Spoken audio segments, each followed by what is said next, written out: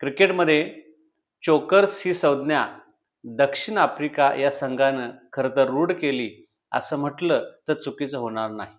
हातातोंडाशी आलेला सामना आणि विजय दबावाखाली येऊन प्रतिस्पर्धी संघाला बहाल करायचा हा प्रकार दक्षिण आफ्रिका संघ पुरुषांच्या क्रिकेटमध्ये वारंवार करत आलाय आणि काहीसाच तसा प्रकार काल लंका आणि बांगलादेश यांच्यात महिलांच्या विश्वचषकाच्या सामन्यामध्ये घडला.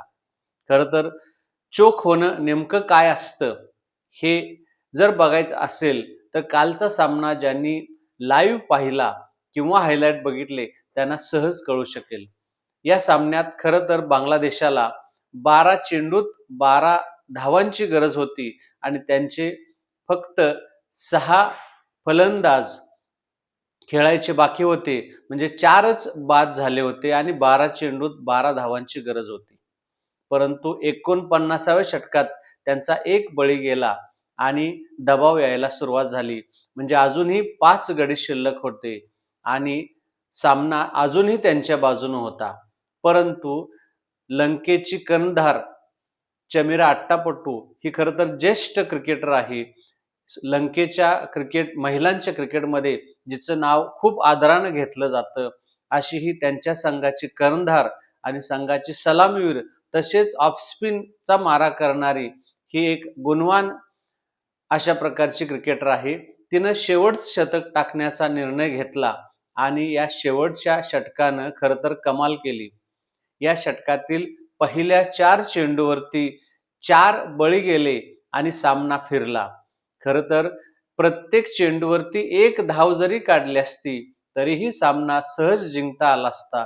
परंतु काय होतं की विजय जवळ आला की मोठमोठे फटके मारून बऱ्याच जणांना हिरो व्हायचं असतं आणि मग हे हिरो होण्याच्या नादात स्वतःचं नुकसान तर होतच, स्वतः देशाचा खलनायक होण्याची परिस्थिती असतेच, परंतु संघही पराभवाच्या खाईमध्ये जातो आणि अगदी तसाच प्रकार कालच्या सामन्यात झाला आणि लंकेच्या संघानं बांगलादेशाला चोक करत हा सामना 9 धावांनी जिंकला.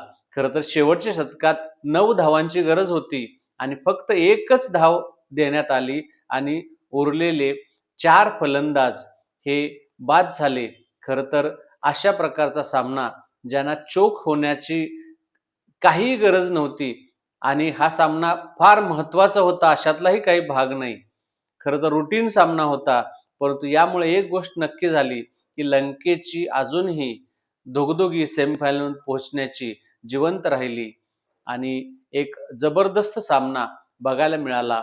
त्यात करमणूक आपल्या देशाचा संघ नसतानाही भरपूर झाली असं म्हटलं तर चुकीचं होणार नाही.